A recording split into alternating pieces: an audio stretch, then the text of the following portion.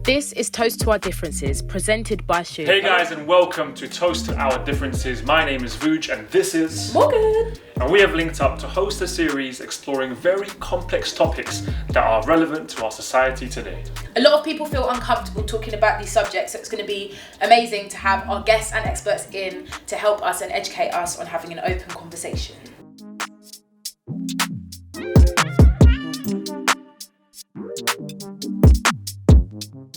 Hello and welcome back to A Toast to Our Differences. I'm Vuj and I'm joined with my lovely co-host and beautiful human being. It is... Morgan! It's Morgan! Absolute superstar. And today we are joined also by Gabrielle Kingsley, a director and video producer, and Jazmin Durbibe, who is a writer. And today, guys, we're going to be speaking about race and relationships. Jazmin, what was your kind of like main findings from interviewing people for your article about race and relationships? And you had that kind of interesting one of people that are in interracial relationships and the conflicts maybe they were having. I read about one couple that nearly split up. What were your kind of main findings from talking to so many people about interracial relationships? I think I found that Black Lives Matter just forced people in interracial relationships to like actually approach those conversations about race, because I know I've only been in interracial relationships, and I know I've been guilty of like not speaking about it because I don't want it to be awkward or to bring something up that could cause friction or like do any like split us up or something. But then it just, because it was in the news all the time, like constantly, like everyone realised that they couldn't really be silent about it. And I interviewed I've interviewed quite a few couples, and the main like takeaway was that the people that were discussing it more openly were the ones that their relationship was stronger. There seems to be like an underlying theme, right? Not theme, but a conversation to be had. It was in the article as well. We talk about guilt. The concept of guilt. You even, Jazmin, just said how like you felt guilty at certain times about maybe not speaking about certain things. And then there's that concept of white people feeling guilty that perhaps they didn't do enough in the past. And now, they're learning about everything right now. And then maybe at times perhaps burdening their Black colleagues or their friends. I don't know if you guys have maybe had that experience, and, is there a responsibility on anyone to teach anyone? No, I get what you mean completely. I think that in a weird way, I don't know, Morgan, if you feel like this, but being mixed race, I feel like a lot of people, when it happened, kind of looked to me to be like, oh, you're like someone that's kind of like a middle ground, and like, so like you can explain it to like the people that don't understand, but like you also relate to yourself as like a Black woman. And then that kind of resonated with me, and I was like, oh, maybe like I should have done more, and exactly what Jazmin was saying, spoken about it more with like my friends and people that are around me, and kind of taken that responsibility. But I don't know. It's a really funny one, because it's not one person's responsibility or a certain race's responsibility to do it. It's everybody's responsibility to be having the conversations and to actioning and things like that. And exactly kind of what Morgan was saying earlier as well, like it shouldn't be a trend, because even though obviously, Morgan, I completely agree with you, like even though it was something bad happen to make something positive happen, which was obviously everybody coming together, but in order to stay together, it can't just be the people of colour having the conversation. It's got to be everybody having that conversation, and everybody actually saying, we came together once before, rather than dwindling like kind of back away from each other. We have to like actually stay together and continue having the conversation. But have you had like maybe more opportunities thrown your way since like the conversations about race have become more prominent, or have you not seen like a crazy change in like offers or people talking to you in a different manner or coming from different spaces? I think about this subject, I've definitely seen more opportunities, especially because, the whole thing that started the GQ article was because I wrote another article about having never dated anyone other than white men. And then I've kind of like snowballed into like a interracial relationship guru instead of like other things that I've written about before. And I think just because it's a bit niche, like not many people have never dated someone that is the same race as them. So I've definitely seen more opportunities in that area, and like about dating and relationships and race for sure. You're obviously a director, producer, you've shot music videos. Have you ever had like, maybe you're shooting a video, you're doing a job and it's predominantly perhaps a white client, or there isn't someone culturally close to you? Have you had those like awkward moments, maybe conversations and like insensitive moments where you're like, wait a minute, like what's going on here?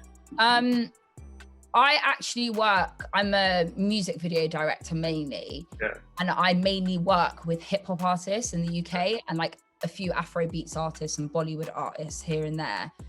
So I'm actually normally on set with a lot of people of color, but during 2020, I made the decision that I actually want to move my careers from directing music videos and I want to move into fashion and beauty commercials. So I started reaching out to people on places like LinkedIn and things like that. And once I started having Zoom meetings and conversations, I started to notice that obviously there wasn't a lot of people of color in the corporate world. And like even some conversations that like I've had with people at production companies, they tell me all the time, like when they first walked in to like their production company, like it was all predominantly white men, like, and that was it. And slowly it's changing, but it's firstly not changing as quickly as it needs to change. And there's still not enough people of color in those like worlds and those circles. And I think definitely what happened in 2020 is actually forced those institutions to now look at their structures. And I actually have a friend of mine who's like a diversity and inclusion consultant. And she was telling me over the summer that like her emails and like phone was going crazy from like hundreds of companies like trying to get her to come in and basically make that change. So it's something that is probably on its way now to developing and changing, but it hasn't done that yet, from my knowledge anyway. I dated an American girl who was, mixed heritage, and I remember, but one of the things that I remember her going through was she grew up predominantly around white people when she was younger, and she used to straighten her hair. So when we met, she had really straight hair. And then during our relationship and just maybe her own questions she was asking herself, she was like, you know what? Like I realized like I just didn't like my hair because all the kids would make fun of my hair because I just looked different. And I had that exact experience too. Yeah, and then she started growing it, and it was just so interesting, just like seeing her own sort of like coming to terms with her identity. And it was so, I don't know, it was like, it's just like us as humans, how much things we go through that maybe even we suppress, and like perhaps there is traumas there that we haven't, consciously even processed. When I was growing up, my mum made the decision, and she had black friends, friends from loads of different races, but she went to one of her black friends and she learned how to comb her hair, and she learned how to do all these things, and she was having conversations with her black friend because my mum knew she was bringing a mixed race child into the world. My mum made the decision to just have those conversations with her friends and kind of go into it with her eyes open, and I think that is something that people should definitely do more within interracial relationships. Jazmin, since everything that's happened with Black Lives Matter, have you had any old flames hit you up and reach out to you about the situation and about your article? Yeah, I have had some exes message me, basically like apologising and checking that they haven't said anything bad. Wow. I think a lot of them have probably started to feel guilty and didn't know maybe that is how I was feeling, or how any black person in a relationship was feeling. So they wanted to offload some guilt and make sure that they were doing the right thing. But I think it's been quite nice because I've had so many apologies from people, Mm-hmm.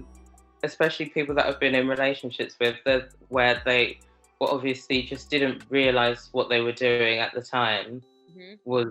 was bad, and it's actually been quite nice. I think it's just been an awakening for everyone. Especially, I think people always assume that if you're in an interracial relationship, then you can't be racist because you obviously love the other person, when that's definitely not the case. And the people in those relationships probably didn't think of themselves to having any like problems with race because they're dating someone that's a different race, when they have been like having the microaggressions and like doing things that they shouldn't be doing. So yeah, I think it's just for some of my exes, it's just been a big realization. Do you think the apologies were sincere, or do you think they were covering themselves a little bit? I think it was both. I think they were sincere, but I think they also just wanted to offload some guilt. Okay. And I think that a lot of people don't realize that they're doing it. It's really like put everything under a microscope.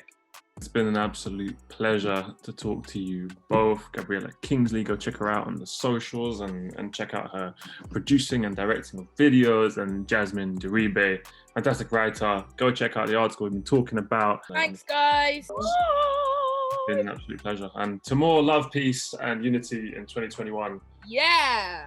You know, during these mad times. Amen. Thanks, guys. Thank you. Dating in the pandemic. Did you manage to? So wait, obviously we've got two girls. Are you trying to get us arrested, David? No. Can't be out here breaking rules and letting Boris know about it.